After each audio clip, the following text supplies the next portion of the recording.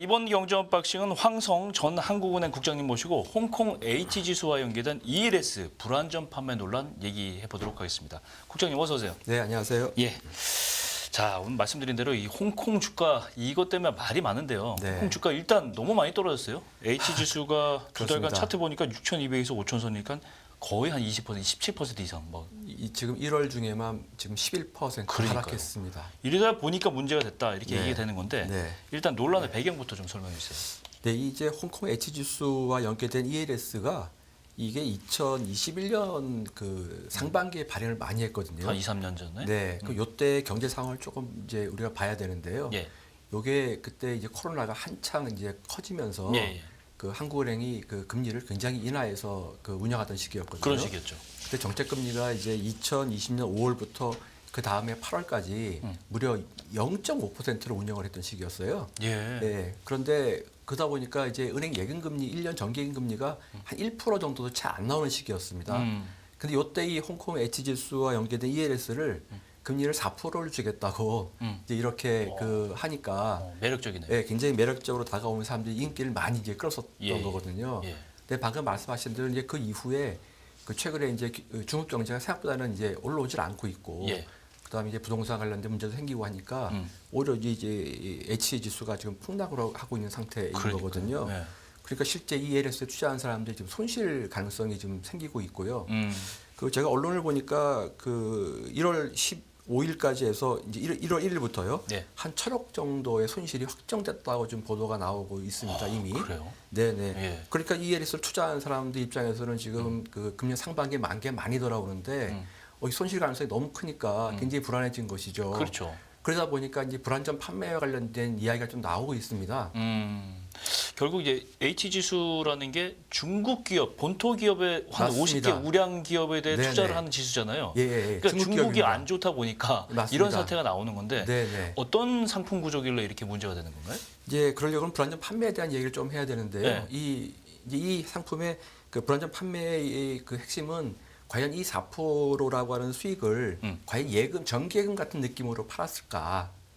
왜냐하면 이게 이제 조기 상한이 이제 말씀드리겠지만 그렇죠. 요건이 안 되면 이제 수익을 줄 수 없는 구조인 것이거든요. 그렇죠. 예. 근데 이제 그걸 마치 정기예금처럼 고정된 이자를 주는 걸로 혹시 했을까? 또는 이제 이 기초자산이 이제 홍콩 H지수인데 이것에 대한 위험을 충분히 설명을 해줬나? 이제 이런 부분들 사실은 불안전 판매에 이제 판매할 때. 그 요소라고 생각할 수 있는데 그렇죠. 그러려 그러면 이 이제 상품의 구조를 사실 정확히 이해를 해야 될 것 같습니다. 예. 네. 어떤 구조입니까? 이게 지금 조건들이 그러니까 그 조건을 부합해야지 4%의 이자율을 주겠다 이런 얘기잖아요. 맞습니다. 그죠? 네네네. 어떤 조건이에요? 그래서 이게 이제 이것도 뭐 낙인이 있고 노낙인이 있고 이제 좀 복잡한데요. 지금 네. 설명은 설명은 그냥 노낙인이라고 하는 걸 가정해서 간단히 설명을 드리겠습니다. 예. 우선 만기가 3년인 상품이고요. 예. 그다음에 1년에 2번 정도 그 이 조기 상환을 하게 되는데 이 조기 상환이 이제 발행 시점에서의 그 주가 대비해서 그 실제 가격이 80에서 90%를 상회하면은 이제 이 연간 4%의 이익을 이제 주는 이런 구조인 것이거든요. 예. 근데 만약에 요 조기 상환 조건을 충족시키지 못하면은 이제 계속 만기가 이제 이월됩니다. 넘어가는 예, 거예요. 넘어가서 결국은 만기 때 그러면은 이제 그 지수가 기준 가격이 6에서 60%에서 70% 이상이 유지가 됐었다고 하면은 이제 수익을 돌려주는 구조인 것이고요. 예. 그때 만약에 요 60에서 70%를 그 하회하게 된다 그러면은 예. 그냥 그 지수 하락률만큼 손실이 고스란히 이제 투자자한테 가는 그런 구조인 것입니다. 그렇군요. 네네. 그러면 이게 지금 이 지수대를 적어도 유지를 해야 네네. 어떤 특정 가입 시점에 따라서 좀 다를 거 아니에요, 그죠? 맞습니다. 그죠? 네네네. 그 조건들은 뭐 비슷하다 그래도 네네. 가입 조건 시점에 따라 다를 건데 이렇게 되면 결국은 뭐 중국 증시가 좀 다시 살아나기를 바라는 수밖에 천수작 같은 그런 뭐 네. 비유하자면 사실 조금 그런 느낌이 기다려야 드는데요. 되잖아요. 네. 그러니까 결국은 이 상품의 그 요체는 과연 그런 이 만기 시점에서 과연 그 60에서 70%를 상회하는 수준으로 갈 것이냐가 이제 요체인 것이거든요. 그렇죠. 근데 이제 그걸 약간 평가를 해보면은 네. 이때 가입할 당시에 홍콩 H지수가 평균적으로 한 11,000 정도 유지를 했습니다. 그렇죠. 뭐 만에서 한 12,000 정도 왔다 갔다 했었는데요. 예. 그런데 요게 만기 상한 조건을 60%로 가정하면 적어도 6,600 이상은 상회해야 투자자가 이제 손실을 회피하는 그런 구조인 것인데요. 지금 5,000대 아닙니까? 지금 5,000 어저께 5,147좀 나왔기 그렇죠. 때문에 예. 그 만약에 이 만기 때 그럼 이 6,600을 상회하려고 그러면은 지금 수준보다는 35% 최소 이상은 네. 주가가 상승해 줘야 손실을 이제 회피하고 수익을 얻는 구조인 것인데 아. 자 그러면은 금년 상반기에 과연 35% 이상의 주가가 상승할 것이냐가 결국 이제 투자자 입장에서는 관건이 되겠죠. 속이 네. 타시겠네요, 다들. 이게 그러면 결국 이 추세로 가면은 전체적으로는 그 손실액이 어마어마하겠어요, 규모가. 네, 그래서 지금 이제 이 중국 경제 여건을 간단히 좀 짚어봐야 될 것 같은데요. 예. 근데 제 개인적인 생각은 홍콩 H 지수가 그렇게 지금보다 크게 상회할 가능성이 크지 않다고 봅니다. 개인적으로는. 왜냐하면 지금 미국이 이제 대선을 앞두고 있기 때문에 그렇죠. 중국 경제에 대한 압박이 그렇게 더 세지면 세졌지 루즈해질 것 같지는 않거든요. 게다가 트럼프 당선 시에는 더 그러면 그렇게 더 예상을 하고 있잖아요, 맞습니다. 시장에서는. 네네. 예. 근데 두 번째로는 이제 이 부동산하고 인프라로 이제 그간에 중국 경제가 많이 성장해 왔는데 예. 이런 건설 투자로 경제를 견인하는 것은 이제 좀 한계가 오지 않았나. 이제 개인적으로 이런 생각이 좀 들고요. 네. 그 다음에 이게 지방 정부의 부채 문제인데 이게 그렇게 뭐 데이터로는 발표된 건 없지만 알려진 바로는 대체로 우리 원화로 한 1경 정도의 일경. 부채를 갖고 있다고 좀 그럽니다. 예. 참 상상하기 어려운 숫자인데요. 예. 과연 이런 상태에서 추가적으로 자금을 조달해서 경기를 부양할 수 있을까 하는 개인적인 이제 어려움이 있다고 생각하고요. 네. 그다음에 이거는 이제 좀 정치적인 문제인데 예. 그 홍콩의 국가보안법이라고 해서 한동안 이제 좀 시끄러웠던 적이 있었고요. 그렇죠. 그다음에 중국 본토에서 지금 반간첩법이라고 하는 법을 시행을 하고 있는데 네. 이게 사실 굉장히 경제 활동을 위축시키고 있어요. 생각하는 것보다는. 그 대표적인 게 2021년 1월 달에 그 알리바바라고 하는 유명한 회사의 마윈 회장이 예. 잠시 잠적된 행방불명된 사태가 있었습니다. 그때 여러 가지 말이 많았죠. 추적이 많았죠. 예. 이제 그 이후로도 사실 이거 말고도 많은 건이 있었었는데 이 알리바바가 바로 홍콩 엣지 지수를 구성하고 있는 기업 중에 하나이거든요. 그렇죠. 자, 그럼 이렇게 이제 경제 활동이 위축되다 보니까 사람들이 이게 투자를 할 수 있을까? 지금 이런 생각을 갖고 있는 거거든요. 그렇죠. 예. 그래서 이제 최근에 중국에 직접 투자하고 이 증권 투자 유치력을 좀 보면은 이게 약간 지금의 상황을 이렇게 좀 보여줄 수 있는 데이터인 것인데요. 예. 중국의 2022년에 직접 투자가 이제 305억 달러로 이제 늘긴 했는데 예. 이게 작년 이제부터 드디어 돈이 유출되기 시작했어요, 자본이. 오. 그래서 1, 4분기에서 3, 4분기까지 합쳐서 1,267억 달러가 좀 유출이 됐고요. 압도적으로 많아졌네요. 네. 예. 그다음 그러니까 완전 반전된 거죠. 반전됐어요. 네. 근데 증권 투자, 그러니까 소위 말하면 우리가 주식이나 채권이라고 하는 투자를 하는 경우에도 예. 이미 2022년부터 유출이 되기 시작했어요. 크게 유출이 되고 있어요. 그래서 2,811억 불 유출, 2022년에요. 예. 그다음에 2023년 이제 9월까지 해서 988억 달러가 순 유출이 되었습니다. 그래서 이제 이런 데이터들을 보면 과연 이게 H 지수가 상승이 좀 기대할 수 있을까라는 측면에서 보면은 저는 개인적으로 조금 아닌 것 같다는 느낌이 듭니다. 그래서 현재 이런 추세가 유지가 된다 그러면은 예. 이제 금년 상반기에 10.2조 원 정도의 만기가 더 오는데 예. 한 5조 원 이상의 손실이 나지 않을까 지금 이렇게 생각이 듭니다. 예. 그 언론 보도에 따르면 금년 1월 1일에서 19일 중에 요 H 지수 관련된 요 ELS가 만기 돌아오는 금액이 4,353억인데요. 예. 이 중에서 이미 이제 그 손실이 2,296억 확정이 됐고 예. 상환이 2,057억이 돌려줘 가지고 이게 손실률이 지금 53%로 확정이 됐습니다. 네네. 반토막 이상. 반토막이라고 보시면 될 것 그렇죠. 같아요. 네네. 지금 이 정도로 가면은 만대 근처에서 투자를 하신 분들은 지금 5천이니까 네. 지수 떨어진 만큼 손실을 보고 그냥 그대로 봐야죠. 그 환매를 이게 만기가 되는 거잖아요. 네, 만기가 되는 거니까요. 아, 네. 진짜 심각한 문제네. 이게 이런 문제가 사실 몇 년마다 일어나고 있어요, 사실은.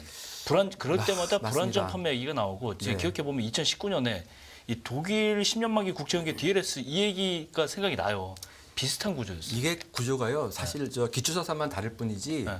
똑같은 구조입니다. 그래요. 예, 요거 제가 간단히 설명을 좀 드릴게요. 예, 예. 그 10년 만기 독일 국채 연계 DLS라는 상품도 지금 아까 홍콩 엣지 지수는 이제 이 기초자산이 그 엣지 지수고. 지수잖아요. 예, 예. 근데 요거는 기초자산이 그 독일 10년 만기 국채 금리입니다. 네. 그래서 구조가 똑같아요. 만기가 요건 6개월인데 이 금리가 마이너스 0 독일 10년 만기 독일 국채 금리가 마이너스 0.2%를 예. 상회하면은 예. 4.2%의 수익을 줘요. 어. 그런데 이 마이너스 0.2%를 하회하면은 예.